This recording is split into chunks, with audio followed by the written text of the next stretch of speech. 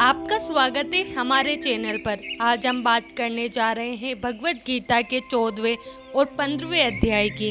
ये दोनों अध्याय हमारे जीवन को गहराई से समझ और आत्मज्ञान की दिशा में आगे बढ़ने के लिए महत्वपूर्ण है। 14वें अध्याय गुणत्रय विभाग योग में श्री कृष्ण 3 प्रमुख गुणों सत्व, रजस और तमस के प्रभावों के बारे में बताते हैं। ये गुण हमारे विचार, कार्यों और स्वभाव को प्रभावित करते हैं। सत्व गुण हमें शांति और संतुलन की ओर ले जाता है।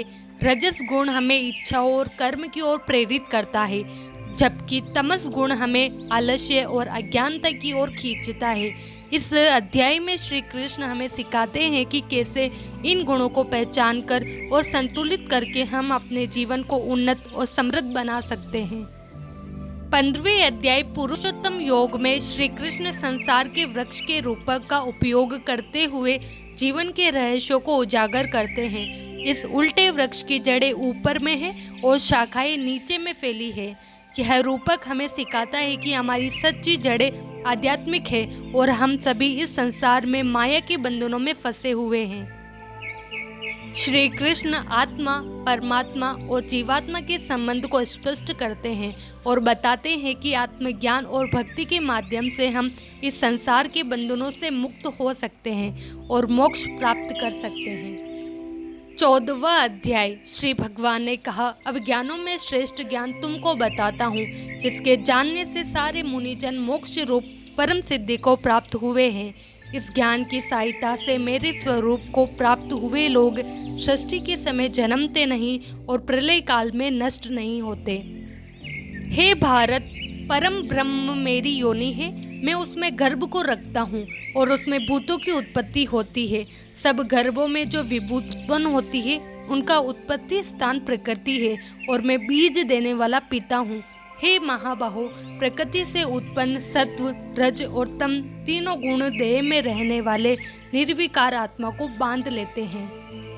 इसमें तत्व निर्मल होने के कारण प्रकाशक और निरूप द्रव है, जो प्राणी को सुख और ज्ञान के साथ बांधता है। रागात्मक रजोगुण से तृष्णा और आसक्ति उत्पन्न होती है, जो प्राणी को कर्म के साथ बांधती है। तमोगुण की उत्पत्ति अज्ञान है। यह भ्रम, आलस्य और निंद्रा से प्राणी को बांधती है और मोह में फंसाती है। हे भारत, तत्व सुख उत्पन्न करता है, रज कर्म पैदा करता है, तम सब ज्ञानों को ढककर प्रमाद पैदा करता है।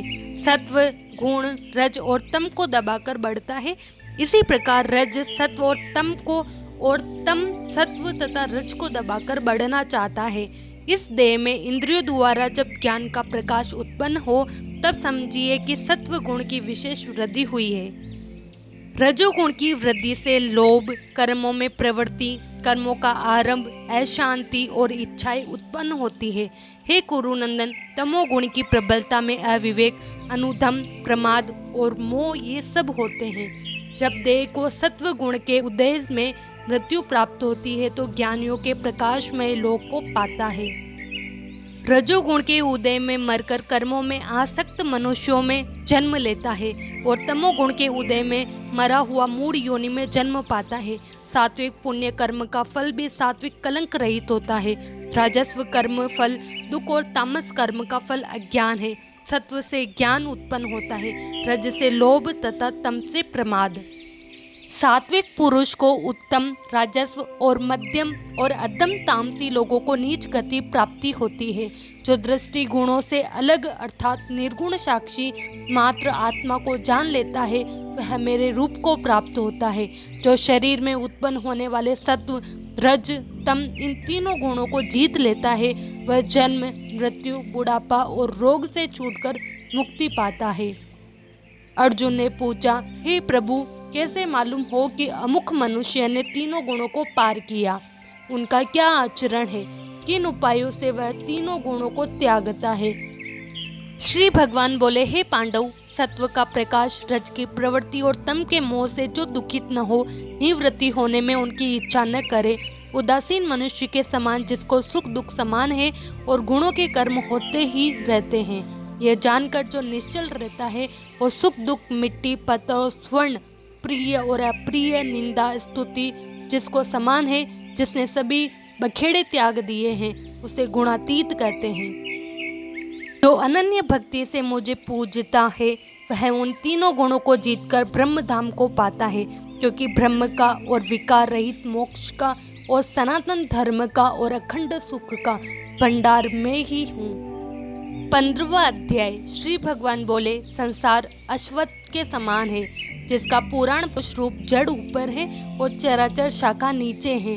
वेद इसके पत्ते हैं, जो यह जानता है वही वेद का ज्ञानी है। इसकी शाखाएं पर फैली हुई है, सत्व रज तमोगुण इसकी रसवाहिनी नसें हैं, इनसे इसका पालन होता है। शब्द रूप आदि इसकी डालियां हैं, पीछे कर्म रूप में प्रकट होने वाली इसकी जड़ें नीचे मनुष्य लोक में और भी नीचे तक चली गई है। पर अश्वत्थ का यह रूप इसका आदि अंत और साकार संसारी प्राणी के ध्यान में नहीं आता, तथापि इसकी जड़ गहरी है। ऐसे इस पीपल को वैरागी रूपी दृढ़ शस्त्र से काटकर वह स्थान ढूंढना चाहिए जहाँ से फिर लौटना नहीं पड़ता, और साथ ही यह विचारना चाहिए कि जिसमें वह पुरातन प्रवृत्ति उत्पन्न हुई है उसी आदि पुरुष की मैं शरण हूँ। अहंकार और मोह रहित संग दोष को जीतने वाले, आत्मज्ञान से निरत, सब कामनाओं से दूर, सुख दुख नामक द्वंद्व पदार्थों से मुक्त ऐसे ज्ञानी पुरुष शाश्वत पद को पाते हैं, जिसे सूर्य चंद्रमा अग्नि प्रकाशित नहीं करते। वही मेरा परम धाम है, वहाँ जाकर लौटना नहीं होता। मेरा सनातन अंश इस जीव लोक में जीव का रूप धरकर प्रकृति में स्थित पांचों इंद्रियों और छठे मन को उससे जुड़ाता है। जैसे वायु पुष्पादिकों की गंध को दूसरे स्थान में ले जाती है, इसी प्रकार यह देह स्थायी शरीर धारण करने के बाद जब उसका परित्याग करता है तब इंद्रियों और मन को साथ ले जाता है। कान, आँख, चर्म, जीभ, नाक और मन का आश्रय लेकर वह जीव विषय भोग करता है। एक देह से दूसरे देह जाते अथवा एक ही देह में रहते समय अथवा इंद्रियों से युक्त हो विषयों का उपभोग करते हुए इसको मूर्ख नहीं देख सकते, किंतु जिनके ज्ञान रूपी नेत्र है वे देखते हैं। यंत्र करने से योगी जन इसे देख सकते हैं, परंतु अज्ञानी यंत्र करके भी इसे देख नहीं पाते। जो तेज सूर्य चंद्रमा और अग्नि में विद्यमान है और जगत को प्रकाशित करता है, उसे मेरा ही तेज मानो। मैं ही पृथ्वी में प्रवेश कर अपने तेज से समस्त भूतों को धारण करता हूँ, और इसमें भरा हुआ चंद्रमा बनकर मैं ही सब औषधियों का पोषण करता हूँ।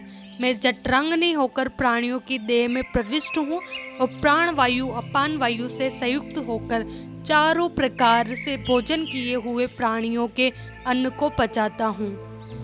संपूर्ण भक्तों के हृदय कमल में निवास करता हूँ। मुझसे ही स्मृति ज्ञान प्राप्ति और संशय का नाश होता है। सब वेदों में जानने योग्य मैं ही हूँ। वेदांत का कर्ता और वेदों का ज्ञाता मैं ही हूँ। इस संसार में शर और अक्षर दो पुरुष हैं। जितने नाशवान प्राणी हैं वह शर कहलाते हैं, और उसमें कुटुस्थ अर्थात शैल शिखर के भांति स्थिर चैतन्य को अक्षर कहते हैं। किंतु उत्तम पुरुष परमात्मा विकार रहित सब नियंता बद्धमुक्त नित्य रूप तीनों लोकों में प्रविष्ट होकर भरण पोषण करता है। वह इन दोनों से अलग है। मैं शर और अक्षर से उत्कृष्ट हूँ, इसी कारण से लोक और वेद में पुरुषोत्तम नाम से विख्यात हूँ। हे पार्थ, जो उत्तम ज्ञानी इस प्रकार से मुझको पुरुषोत्तम जानता है वह सब कुछ जानता है। हे भारत, शास्त्र के गुहाए भेद को जो मैंने कहा है जानकर बुद्धिमान पुरुष कृतकृत्य होता है।